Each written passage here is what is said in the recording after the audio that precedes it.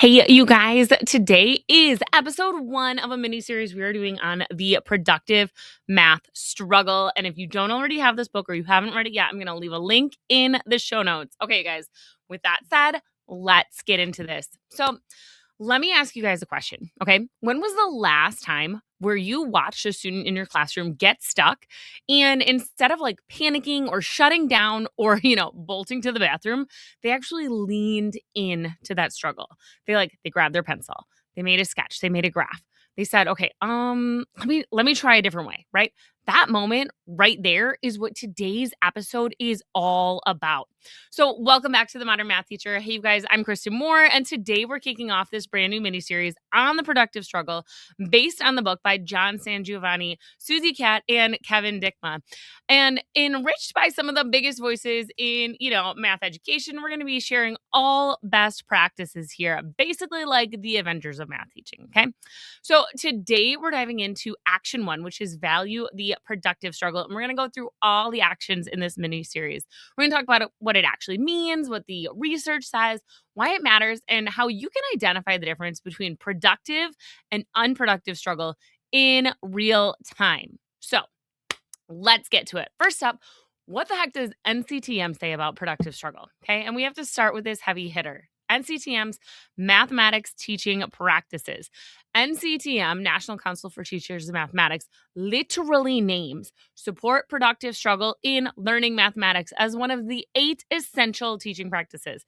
And they say this, effective teaching of mathematics consistently provides students individually and collectively with opportunities and support to engage in productive struggle as they grapple with mathematical ideas. That quote from 2014, and honestly, they nailed it. What is that? 12 years later. Okay. We cannot claim to be doing rigorous math in our classes if students never grapple with anything. And here's the big kicker, you guys. You can't value productive struggle if you are only valuing the right answers. Let me say that one more time for the teachers in back grading 167 worksheets right now. You can't value productive struggle if you only value right answers. This is where my whole brand, the whole identity of math is more than just X, comes screaming onto the stage with like jazz hands going, okay? Uh, these are not jazz hands. These are jazz hands. All right. Shout out to those of you who remember Bring It On. All right. Math is not about speed or correctness, you guys. Math is about thinking. It's about sense making. It's about modeling. It's about connections. It is about so much more. And if students never get to think, if every task is pre-chopped, pre-scaffolded, pre-watered down, then we're basically training them to just wait for us to tell them how to think. Okay. And that's not okay.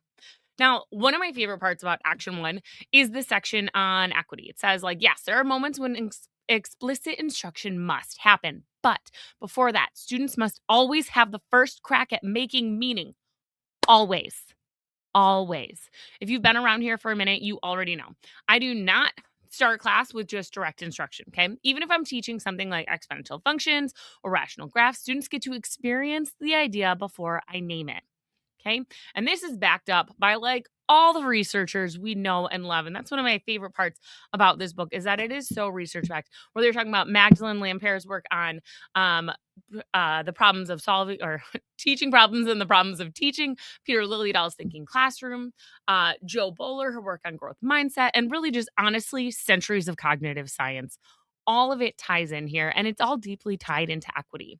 When we take away our students' first chance at making meaning of something, we take away their opportunity to develop that agency. And guess who most often loses that opportunity, you guys? It's our multilingual learners. It's our neurodivergent students. It's our students with those learning gaps. It's our students of color. It's our students who already believe that they're not a math person. All of these students. High expectations must be the default for all of our students because kids will rise to the level of the bar we set. And if we set it low, they're going to fall to that too. Okay.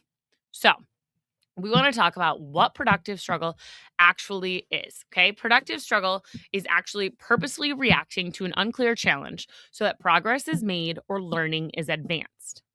Now, Let's read that again. Say that again. It is not an unclear challenge. It is not a worksheet with 32,000 identical problems. It is not a formula that they already know. It is not a task where the answer is obvious. It is a challenge that requires students to think, not recall from memory.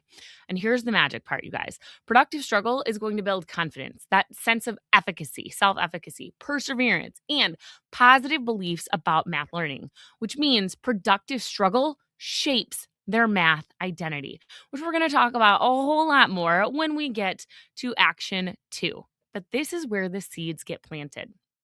So, we also want to consider then, what does unproductive struggle look like? Let's talk about that flip side, because not all struggle is beautiful. Sometimes struggle becomes unproductive and even harmful. Okay.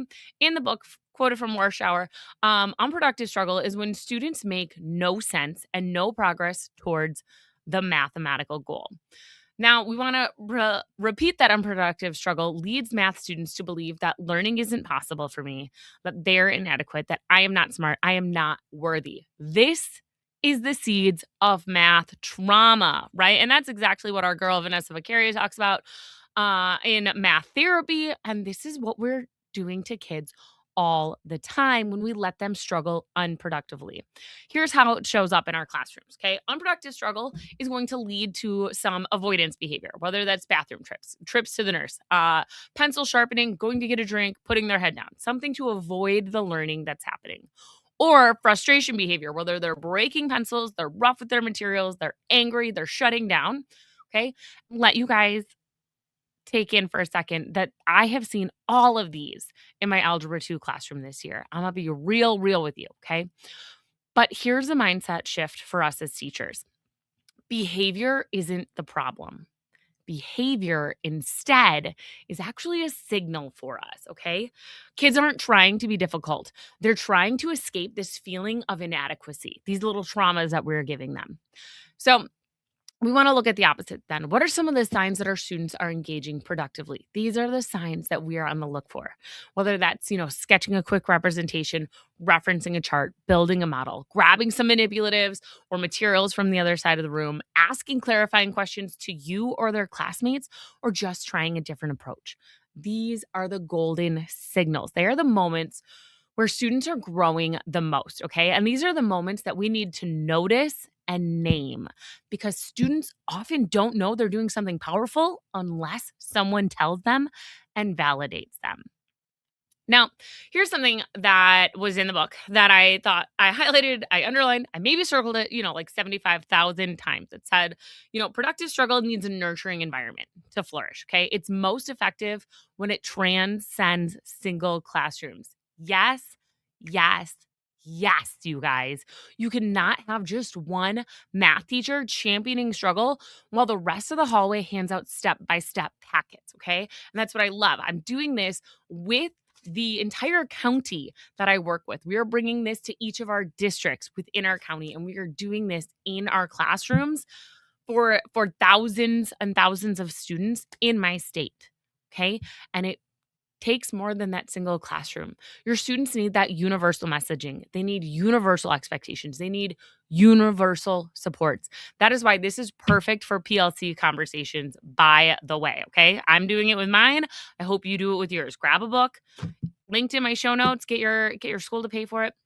But this is what you can do with your PLC. Your team should be talking about what struggle is, what it's looking like, what's causing it, how to respond to it, and how to support students without rescuing them, okay? And then we need whole school agreements on this, so that when students walk into any of the math classrooms, the expectations are aligned. And that's what you're going to see from your students, your teachers, your colleagues, as you all work towards this, okay? This is what I'm seeing as my teacher team at school is piloting the illustrative math program, which is designed around a lot of that opportunity for students to struggle and grapple productively with the mathematics before we name it, okay?